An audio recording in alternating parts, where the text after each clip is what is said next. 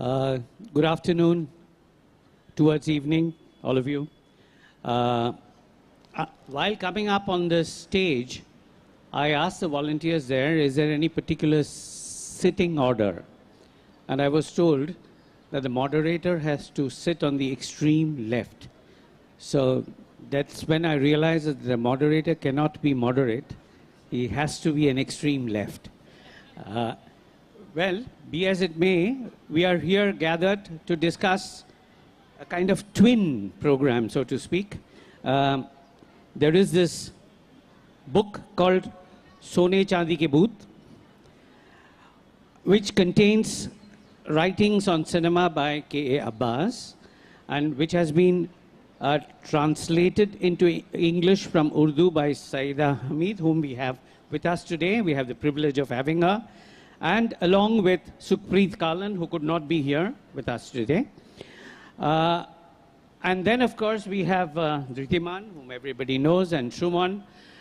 And we will, from A Abbas, slowly try and transition to tribute to Mrinal Sen and try and see where there are some commonalities between these two gentlemen, where Syeda, I'm sure, is going to throw a little bit of light on that aspect of it. So let us start with A Abbas's book.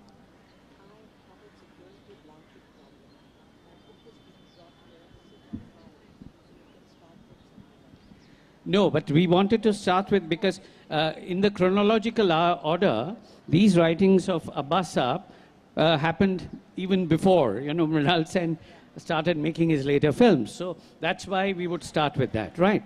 So I have read this book. I find it very fascinating.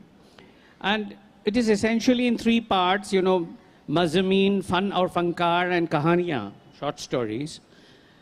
Now, the first question I want to ask you is, you see, you have written in the preface that you had access to a book which you were also very afraid of holding in your hands because it was coming apart, and you didn't want to send it to the binder, and you wanted to preserve as much of it as possible. Yet, from that lot that you found, both of you together, I presume, curated certain articles for translating into English. Was there any particular method, any particular curatorial kind of method by which you chose those articles for getting into this book? Thank you very much. It's such a privilege to be here. I want to thank Anjum for inviting me. I'm very, very daunted because I'm with a person I've admired a lot and another younger person whose name I've heard, but unfortunately in Delhi, we are sort of junglis. We don't get to see enough. And my Khaja Ahmad Abbas, who was also my Mamu, as he was Amitabh Bachchan's Mamu Jan, he was also my Mamu Jan. So he used to say कि आप लोग जाहिल हैं, you are illiterate, आप बंगाली फिल्में क्यों नहीं देखते? So that was, that stayed with me. And I just want to say... So the only person on this dais who doesn't daunt you is me. So you can be absolutely free, right? Okay, but you're my bhai, you're not my Mamu Jan. I just want to say that this book has essentially, we divided into 4 parts. And this is our choice.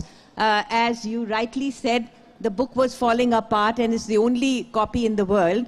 So we divided it into 4 parts. The first was Fun or Funkar. The second part was Kahaniyan.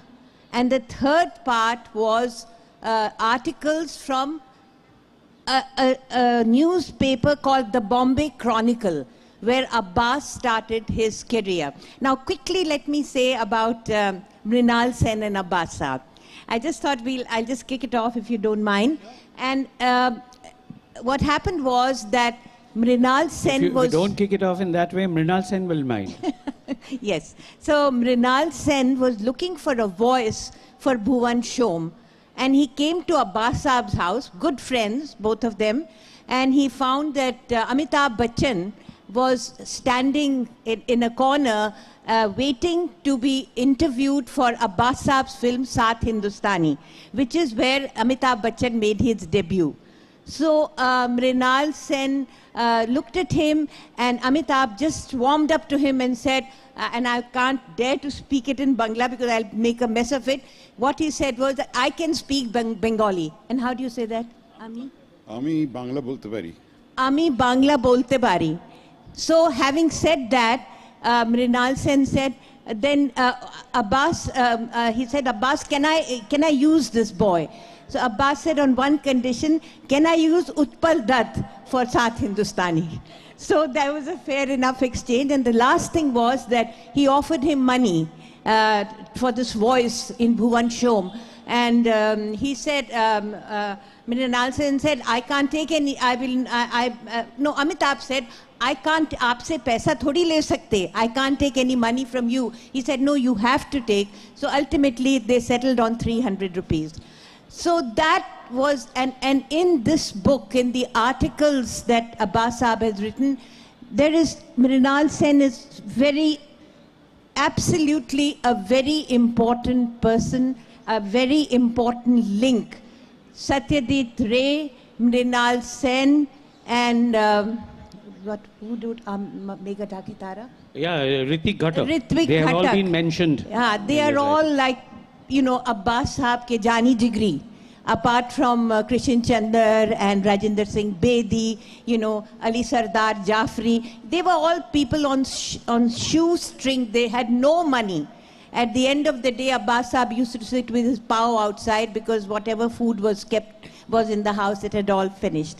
So that was the link, and yeah, okay. No, but then my question was also more specifically, why did you choose to translate the articles that which you chose to translate here and left out others? Was there any particular method in that certain articles you thought were more relevant for today's day and age, which you then thought would be good reading material for people and experience? Or was it because the other articles were falling apart and you didn't want to lose them? No, they were, you know, they were all intact. I'm a very good Urdu reader, so I was able to. But the reason I only chose the articles from Bombay Chronicle, because all the articles that I chose had to do with films.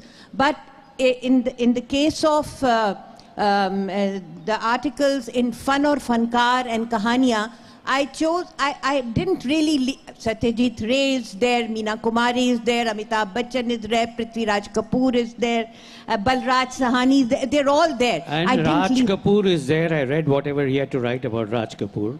Well, Raj Kapoor, he, in a sense, he said that the only film, the only script that Raj Kapoor didn't interfere with very much was Avara.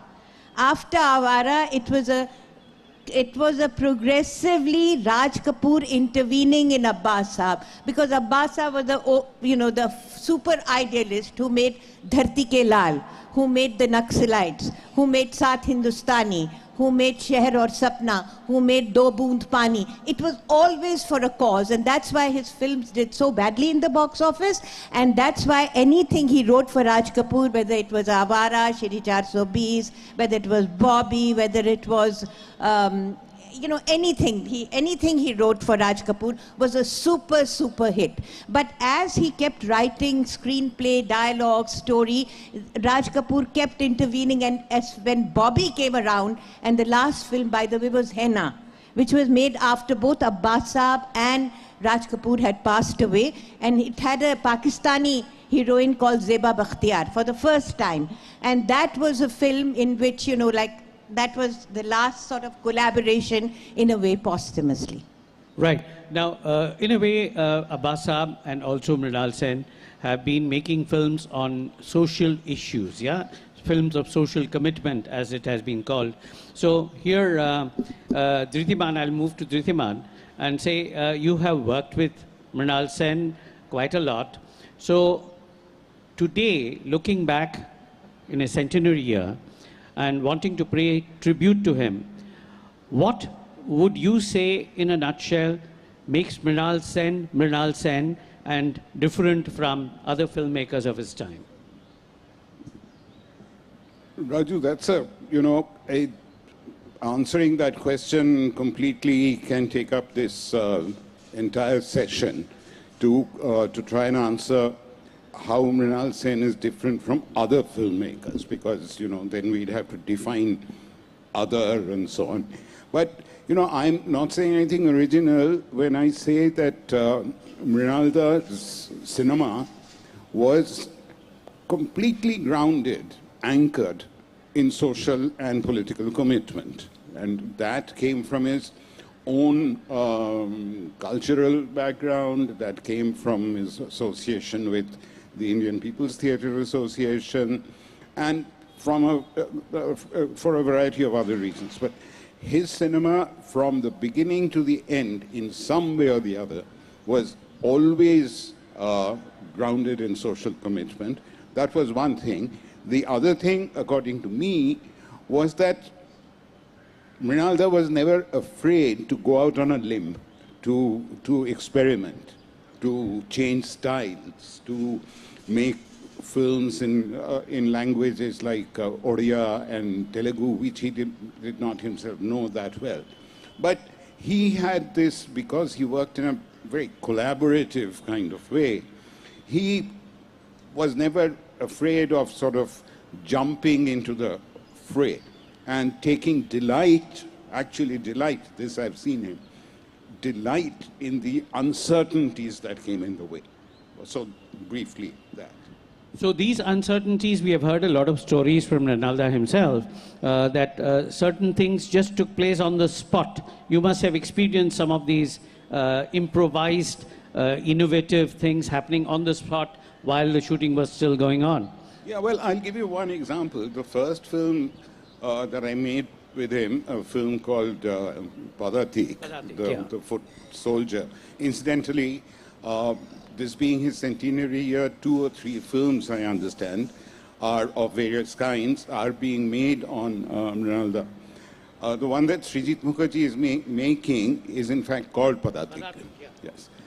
Okay, so Padatik was the first film that I did with Ronaldo. We were shooting in Calcutta. I could easily have, sort of come from home and worked. But he put, other than Simi, who was put up in a hotel, the rest of us,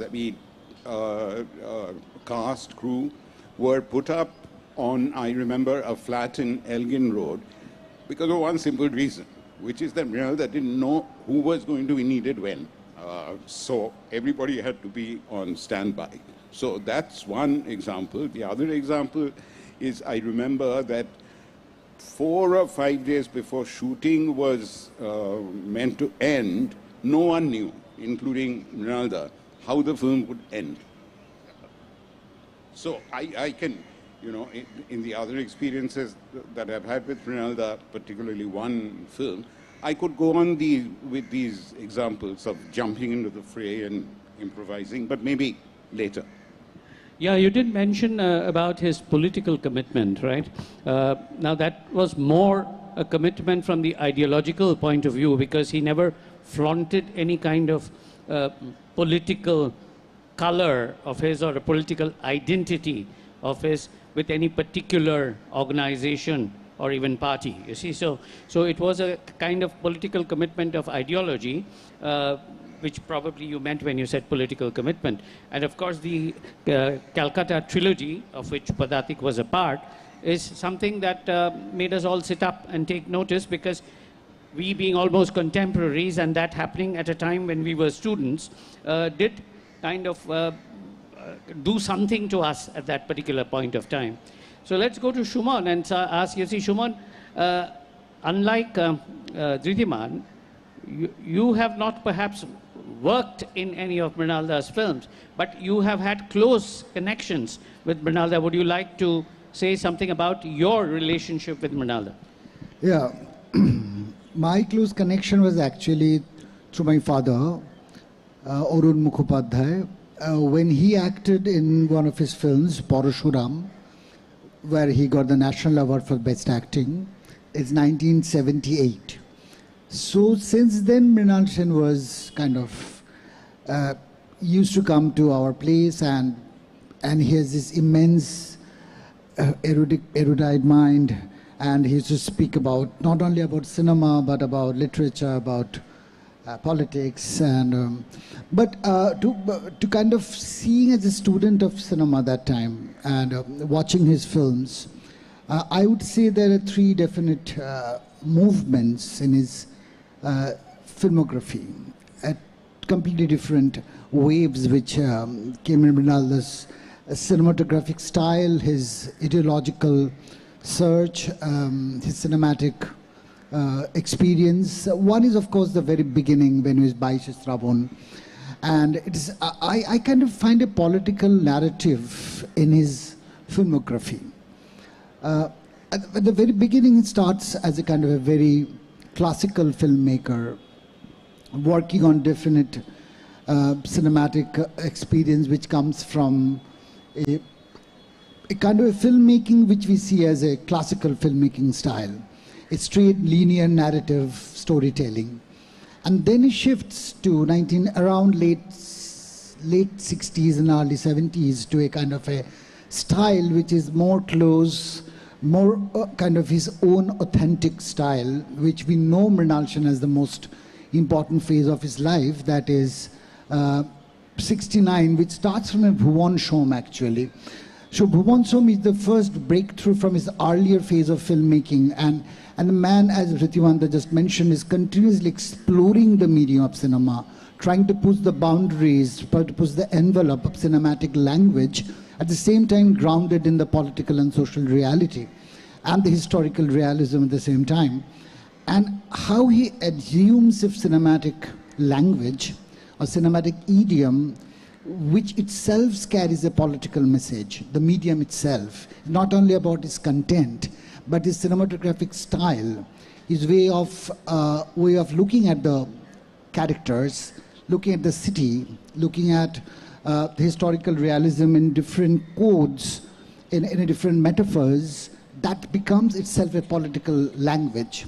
That's important. That I think that 69 from Bhuvan Shom and Padatik also is part of that same cinematic language. Then, interestingly, reading his autobiography, I can see that his dialogue with history, his dialogue is sociology, his dialogue with social sciences, that the man who is continuously trying to delve into the contemporary politics and society, trying to grapple with it, and also trying to find a cinematic language we can cut across. And that brings, we can say that the European term cinema verite and, the Brechtian style or the Godarian style, but I think that Mrinal Sen developed a very authentic, his own language, which rarely very few filmmakers in India has gone that. So Mrinal is important from that he can, he found a new language. And then interestingly, his third phase, where he's quoting in his autobiography from Peter Wise that I pull myself by the hair and force myself to look at the mirror. সেটা বাংলায় উনি নিজে বলেছিলেন যে নিজের দিকে camera ঘোরানো. And it's strangely, if we see the political movement in West Bengal, and also in the context of Indian politics and society, that he was telling he is one of the witnesses when Hrithik Ghatak was dying. He was sitting in the room when Hrithik Ghatak took his last breath. That's a revelation. I didn't know about that. And when I read his autobiography, I know that he was called by his children, Hrithik Ghatak's son and daughter, and he rushed to the hospital and he was sitting while he was dying. And that was when he was dying, Hrithik Ghatak, to take it to 1971, I guess, so not little late, 1974. So after that, what happened, I can see that, so left front government came in power in 1977, 78 it Parashuram, then he's starting with his new kind of filmmaking, which is putting the camera, and his cinematographic style, filmic style is again changing. He's getting into more intense psychological, content like Kharij, Chalchitro, Ekdin Pratidin, and he's delving into matters. And there's one thing he said that created a kind of outrageous reaction among the leftists. He said in a foreign film festival, যে বামপন্থীরা amake ar nada deয় na. Leftist doesn't move me again at all now. So that's created ruckus, that because he was a strong leftist, from his film, from his ideology, from his commentary and his connection with IPTA, which was mentioned before. And it's strange that from 1977, 78, 79 onwards, he's moving away from directly political, discursive, and the films, which was more like a rhetoric of certain kind of ideology, is suddenly shifting to a more personal space. It's more kind of getting into the more deeper recesses of human mind, the psychology, Akdin Pratidin, and how the middle class actually is responding to the sociological response and the new middle class which is coming up in early 80s. So he was actually shifting his mode of filmmaking, again going back those freeze frames, rapid montage movies, is slowly moving into a very understanding camera, a very different psychological mode, and Kharij also. So I think that I see from that this man is continuously exploring himself, questioning himself, as Peter Weiss is quoting Peter Weiss saying that pulling myself by the hair and looking myself in the mirror. I think that happened, but that was much more overloaded by his political commitment, his own kind of filming style, but he is again shifting. And that makes me make me very curious. And one thing I should tell, I think I wrote it in Bengali article. This is Ritik Ghatak. He was telling about Meghe Takatara, one anecdote. And it's strange that when he started watching my plays since 2000, Tista Parer Brittanto, Mephisto, he wrote about Mephisto, long kind of reflective critique.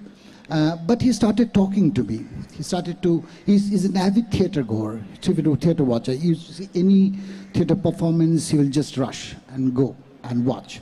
And he will give response. If you want or not, he will give a response. So one anecdote I will give about Meghe Takatara little later, so you can ask more questions. It's wonderful. There are certain cue words you have given in whatever you have said. You talked about Bhuvan Show, and A Abbas mentioned Bhuvan Show as a kind of milestone in Indian cinema at that point of time. And apart from the little mention that I read in this English translation, has he written a little bit more about Bhuvan Show in his Urdu writings, or even about other films of Mrinal Sen? In my research on Abbas Sahab, only a part that I read was what he wrote in 3 or 4 pieces in Sone Chandi Ke Bhut. But the influence of Mrinal Sen, Satyajit Ray, and Ritik Ghatak is evident throughout all his films. For instance, Dharti Ke Lal, which was the first film produced under the IPTA banner. 2 films were given license. One was Neecha Nagar, Chetan Anand's Neecha Nagar, and the other one was Dharti Ke Lal. Now, Abbas Sahab wrote the story and screenplay of Neecha Nagar, and he made Dharti Ke Lal, which was based on the time that he had come, and he had, as a cub reporter, he had covered the Bengal famine. So this was a film in which there was a famous song sung by Mumtaz Shanti, which was filmed on Tripti Mitra. It was totally, based here. And the last line, the last 4 lines in this song, I have to say it in Hindi. Tumko kya tum rang mahal mein aish karo, aaram karo. The famine, the people are dying on the streets. And so he says, Tumko kya tum rang mahal mein aish karo, aaram karo.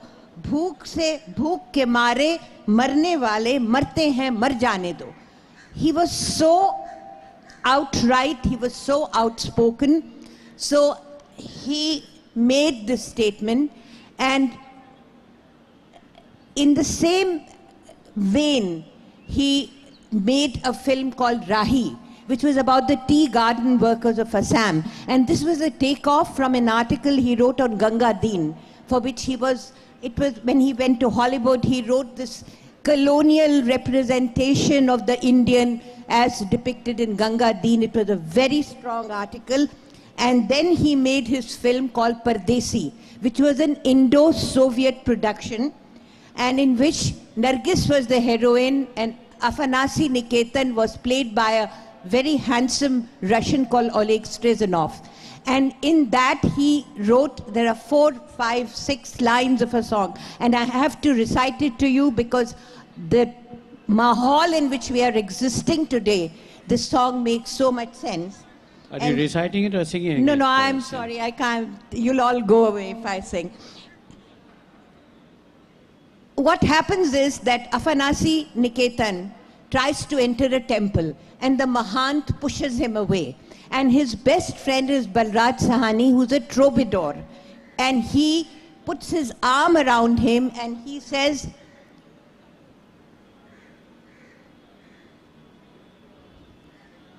I almost feel like crying when I recite this song.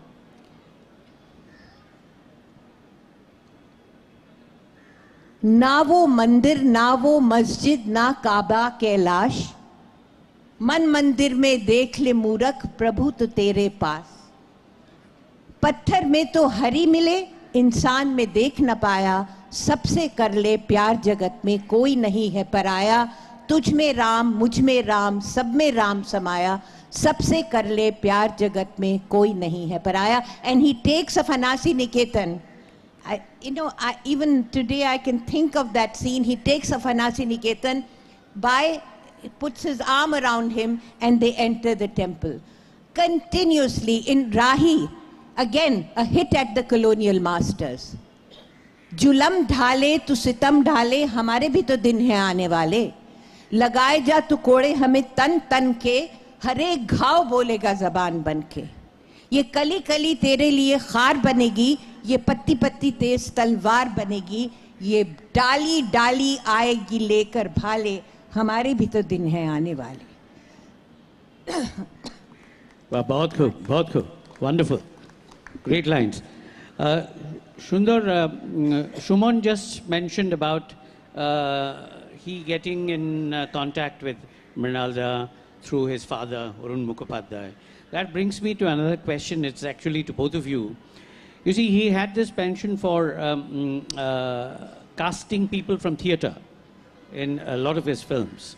And that must have had some particular reason, because he possibly felt that they were the ones who could bring out the expressions and the moods better than people who were known to be film stars. So would you like to say something about why he consciously chose theatre people for certain important roles in many of his films? And there I also come to Marasat Peter Weiss, which Suman mentioned, because I was witness to it. I was watching the play sitting beside him when Marasat was being performed by Anjan's group. And at the end he said, "Ei chaliti ke nebo amar cinema." And that's how Chalchitro happened after that. And since then, you know, there have been a lot of connections. Like you already mentioned that he used to go to theatre, comment on theatre, and give his opinion, and so on and so forth. So, Sundar, do you think that, you know, that is a kind of new discovery for him, or did it always play a role in his kind of process of filmmaking earlier? You know, I find it difficult to give a yes-no answer to this, because as it happens, we never talked about this particular issue. But one thing is clear, that the filmmakers who started making films at that time, Chaterji, Mrinal Sen, plus, minus, more or less at the same time. And actually this I have talked more about with Chaterji than Mrinal Sen. There was a disillusionment, a disenchantment with mainstream Bangla cinema at that time. And there was always the search for something new resources, new talents. So my reading is that Mrinal, given his interest in theatre, given his interest in world theatre, given his interest in performances that were happening in the city, looked at theatre to draw resources out from theatre. I think he was, by and large, dissatisfied with the, I know this sounds very unfair, but he was probably, by and large, dissatisfied with the skills that he saw in Bangla cinema at that time. Right, yeah, absolutely correct. But then would you agree with Suman also when he says that in the later phase, there was a different kind of Mrinal Sen looking inwards, pointing the camera towards himself? Yes, I mean... marked change in his style, which was in the 70s very, very outspoken. May I even dare to say a little loud, his films in the 70s, but then they changed subsequently.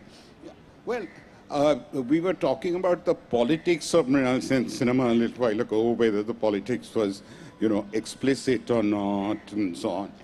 I think, apart from politics in the conventional sense that we understand it, of right, left, and center, Mrinalda's cinematic expression, the cinematic mode that he chose, Bhuvan Shom, particularly from the Calcutta trilogy, interview onwards, I mean, the choice of that mode itself was politics. That itself was a political statement. I mean, for instance, one of the criticisms about Mrinal Sen at that time was that, his films are very untidy. He doesn't finish them. I mean, unsaid almost that does he know how to finish films, sort of thing. But he didn't, that was not a matter of concern to him.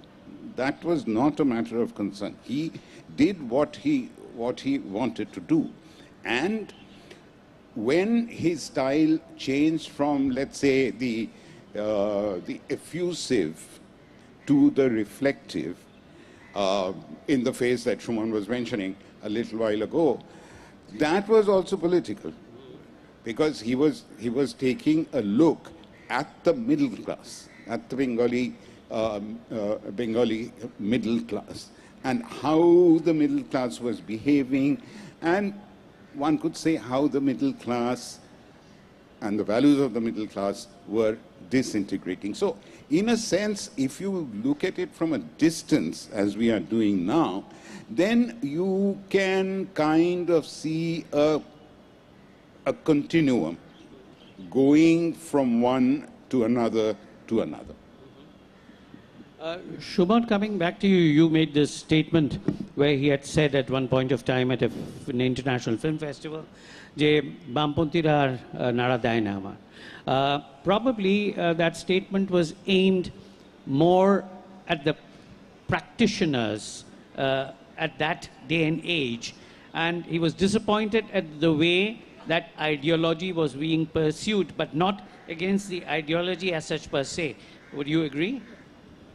I think that his choice of films since left party came to power, that was the point where he was, what Dhritiman perfectly said, this it's more like getting more deeper. He's looking himself, he has stopped that sloganeering in his films, like very didactic form of cinema to a more reflective kind of cinema. That's important, that this dialogue with the audience, or the engagement with the audience, because Mrinalda was immensely curious about what people think, and he would stand outside the cinema hall and ask people, coming out with the auditorium, "Kaman laglo?" That was very, very kind of Mrinal Sen style, and he will stand there and the one thing I have seen in Mrinalda, I used to also call them Mrinalda, Baba used to call them Mrinalda. As for in theatre people, Tapush Jetu and Shambhu Jetu, but Mrinalda is no Jetu Kaka, it's only Mrinalda. For everybody. I'm going to interject. I know one camera person who's sadly no longer with us. He used to call Mrinal Sen Mrinalda and his wife Geeta Kaki. you know. So And his son calls him Bundu. He used to call Yes, him Bundu. Yes, yes, sir. And interesting enough, you know, that when Mrinal was, you know, when he used to come, we were young stars, and he used to say these, you know, jokes from the Brezhnev era, that he said this, you know, I was, you know, as a youngster at that time, a teenager, maybe a little more, just first year of college, just 20s. So he was saying these jokes about the Soviet regime, and, you know, and I found it a little stunning that Mrinal Sen is shifting. You know, that's one thing that, you know, there's this famous joke he said about that during the Lenin Centenary celebrations, Brezhnev was the president, USSR, and Lenin came as a ghost and asked Brezhnev, he has a frown on his face, what is happening? And comrade, this is the celebration of your centenary. Then he said that, where is Dostoevsky, where is Tolstoy, where is Pushkin? Where is the other great literators from Russia, from Soviet Union? So Brezhnev was a little embarrassed and said that they are sold out, you know, only your books are left.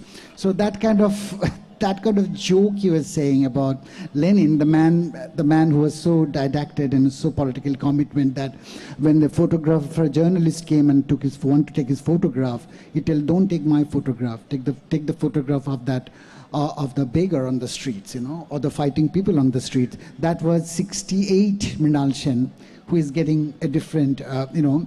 But I would say this, one of the major thing which I heard from him, you know, when Mrinal used to call, he will call for 1 hour, talking about different things. But his take on Hrithik Ghatak's Begita Katha. Yeah, but that is not exaggerated at all when Suman says that when Mrinal called, when the telephone rang, it was at least 45 minutes and more than an hour most of the time. Yeah.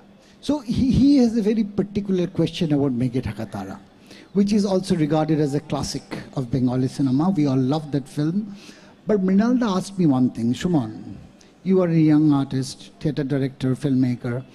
Tell me one thing, that when the singer brother goes to meet his sister in the sanatorium, and she was sick, she was mentally unstable. So do you think this brother, who is a sensitive artist, will discuss about her sister, who is married to his ex-boyfriend, and tell her that, you know, they are very happy, they have a child now, you know, they're having a fantastic family life, which provoked Supriya Devi to say those lines, Dada ami baachte cheyechilam, right? And this is fantastic, this classical pan shots of Hrithik Ghatak's very individual style. But Mrinal's question is that, would you, as a sensible human being, will discuss this with your sister when you know that she's in a very vulnerable situation? So you tell me, you don't have to answer me right now, you think over it and let me know what you think about my question. Well, that really was but you know, I have kind of rationalized the Hrithik Ghatak style in a different way. That was Hrithik Ghatak's rationale of cinema. He always did that. He never kind of thought about those direct rational connections between the events. And what Mr. Raman just said about, Dhritiman said about his style of very roughness, incomplete thing. I remember that Peter Brook, the great theatre director, wrote a book called The Empty Space. And he categorized 4 kinds of theatre: holy theatre, deadly theatre, immediate theatre, and rough theatre. And he kind of elaborated on the fact what is holy, what is deadly, what is immediate, and what is rough. So I think Mrinal's theatre cinema is a combination of immediate and rough at that phase. And roughness is his political comment. The incompleteness, the so-called rounded up things, is a political commentary. He was trying to subvert the so-called cinematic way of rounding off things, making clear narratives, giving connections, So he used, so what we call it Brechtian today, it can be also like Indian folk form style, you know, that there are breakages, there are momentary stoppages, not taking the narrative as you wish to, so giving people an intellectual engagement rather than emotionally getting drowned.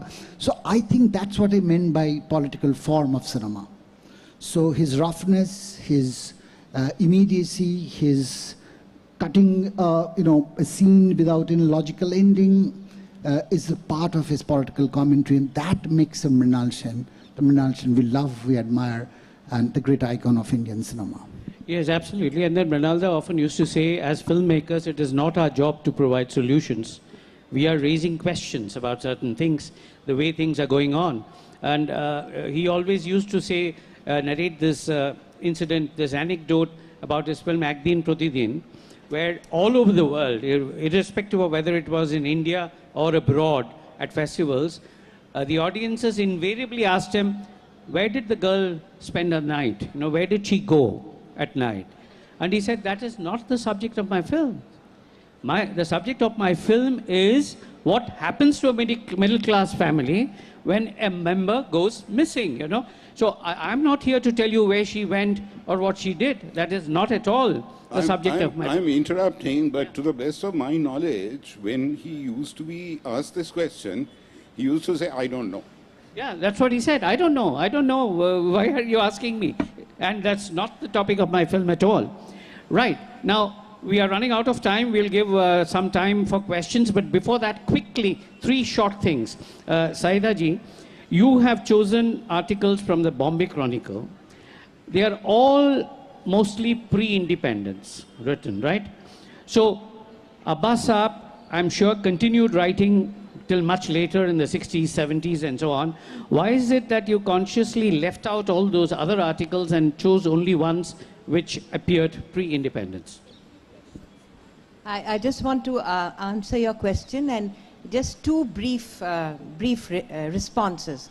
One is that Abbas Saab wrote the last page in the Blitz non-stop for 45 years, every single week. Blitz and last page, people used to start reading the Blitz from the last page.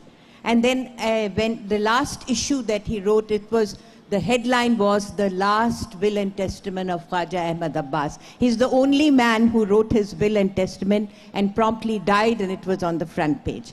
Bombay Chronicle we chose because it was very early when he entered Bombay from a small kasbah, which is also my hometown, which is called Panipat, which is known for Sufi, for the Sufis of Panipat. Not necessarily, everyone talks about the battles of Panipat, but from there he landed up in Bombay. Bombay Chronicle made something like 40 rupees a month and wrote in his collection of articles called I Write As I Feel. It was dedicated to Abdullah Barelvi, who was the editor, and said, this is from all of us and the fun of starving together, because they were all starving. They were so badly paid. Now, the other thing I want to say, and that probably this is the end of it, is that when I read about you, and I read that you had done Naxalites, I thought, my God, you know, how could he have done it such a long, you must have been a bacha at that time, when Abbas Sahab cast Smita Patil and Mithun Chakravarti in the Naxalites, as he also introduced Shabana Azmi and Amitabh Bachchan. So this was a film made on the Naxalites with Mithun Chakravarti, and he wrote his novel called the Naxalites, and then in that he wrote that I think that those children I saw starving during the Bengal famine, they are the ones who have grown up and become the Naxalites. So I really thought about you when I said it can't be, and I looked through the teaser, and I said no, that's not him. He must have been hardly a bacha at that time. So that's all I want to say. All right, thank you very much. Now, before we take questions, Sundar and Suman, quickly 2 sentences about Mrinalda's documentaries and foray into TV films. The Kabhi Dur Kabhi Paas was one series which he tried his hand at, and some documentaries which he had made, including Calcutta, My El Dorado, which show that he's an incorrigible Calcuttan, where also he had all of them were theatre actors whom he had taken over there. So just a sentence or two about his documentaries and his foray into TV films. Well, foray into TV, Kabhi Dur Kabhi Paas, I'll say 2 sentences about it because I was part of it. I think I was in 1 or 2 of the stories. There again, it was a spirit of exploration. You know, I mean, those days, if I remember correctly, for television, it was still shooting on U-matic, on video, on U-matic tape, a medium which he was completely unfamiliar with. So I remember Mrinal really making an effort, having to make an effort to come to terms with the new technology. Somebody who wanted to be safe wouldn't have gone that route. Right. But Mrinal being Mrinal, he plunged into it. But Mrinal's autobiography was kind of full of his experiences about documentaries. Basically, when he was doing this work on documentary different famous sites of historical sites of India, when he went to Sarnath and he was traveling, doing a recce of the place, he says that my first dialogue with history happened. Like what? He was explaining that while he was going to the small rooms in the Sarnath temple where the monks used to stay, that he said that the doors were small, so he has to bend down and go inside one of the rooms. And the moment, that moment when I bent down, I thought I was one of the monks few thousand years ago. And, that is that moment of epiphany, that moment of, just going into, transcended into different historical space, temporally and spatially, that is one of the few, there are many, many anecdotes about, his dialogue with history, about his documentary filmmaking. And I think he really tried the best, but still I would say he's a great, feature filmmaker, narrative filmmaker. Right. Let's take a few questions, comments. You want to add something? If I can. I mean, this is a general statement. I mean, we, certainly I, to a very large extent, Suman, when we talk of Mrinal Sen, Chaterji, Ritik Hotto, we grew up and surrounded ourselves with what I would call progressive cinema, with people who were secular, who were liberal, if you want to use the word, not with a party label, but they believed in equality, they believed in fairness in society.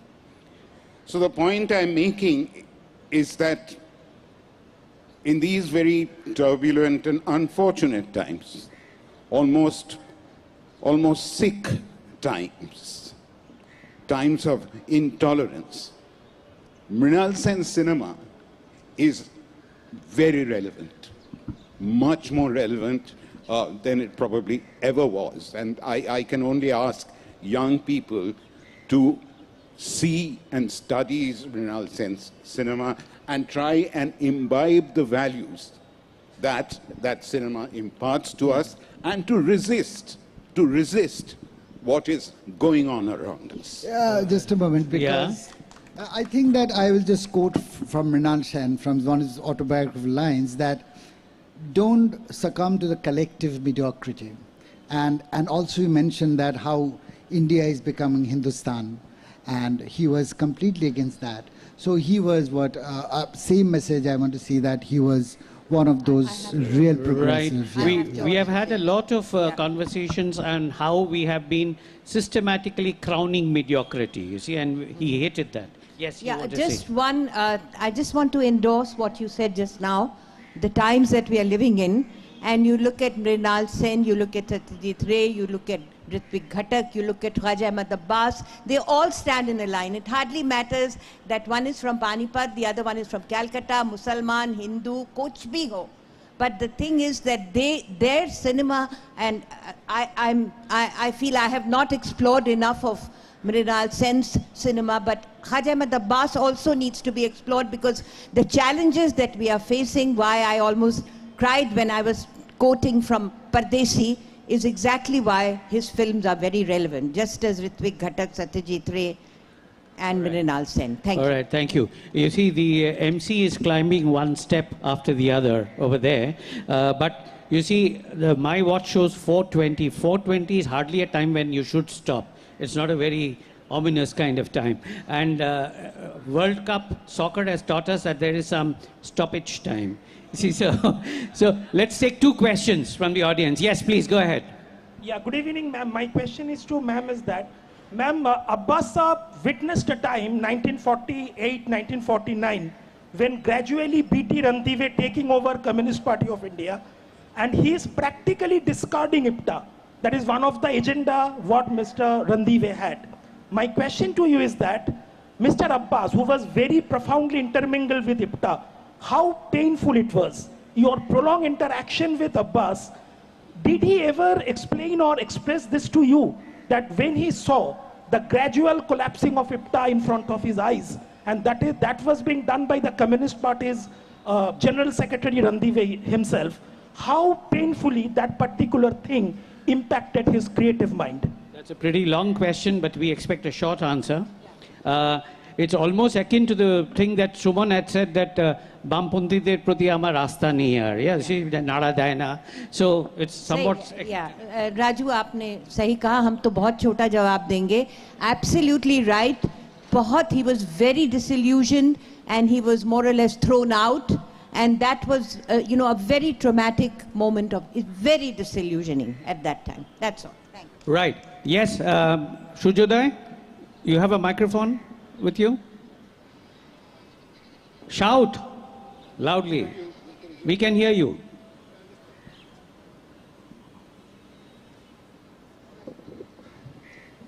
Thank you. And thank you for this very lively discussion, and thank you, Mr. Dhritiman Chaterji, for this wonderful point on how relevant Mrinal Sen cinema today is for the youth today and today's society. It's not a question, but may I request you to touch upon Mrinal Sen's relationship with Kolkata? How we looked at the city, how the city influenced his filmmaking, his growth as a filmmaker, and his thoughts. You were very close to him. I have read about it, but I would really cherish if you gave some personal anecdotes about it. That would go into another session now, and I don't think they will allow another session on that. But in short, yes, he was an incorrigible Calcuttan.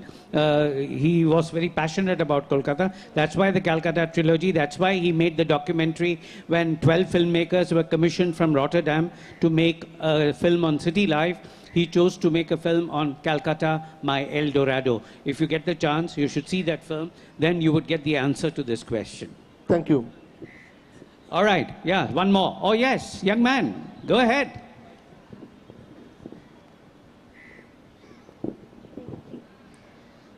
My question is for ma'am. Ma'am, I have 3 questions for you. Oh my God, 3 questions. Go ahead. And I also have 3 questions for Dhritiman sir and Suman sir, which I will request to ask off stage because I know there is a constraint of time. Right. So my first question is, how important it is to earn respect for women rather than just rights and protection? Okay. Baad mein she will give it inside that Shamiana for you. Any other question? Yes, yes. Shri K.K. Abbas and his passion for bringing change through cinema. Can you just... Right. She will answer all these questions to you. Just go with her to the delegate corner and all these questions. You can take it as a kind of interview. All right? Fine. But wonderful questions. Thank you, Great, sir. great that you bring up these questions. So, I think with that we wind this session. Thank you very much, Suman, Sundar, and Syeda. Thank you very much, all of you, and audience. Thank you for being so patient with us and listening to all that we had to say.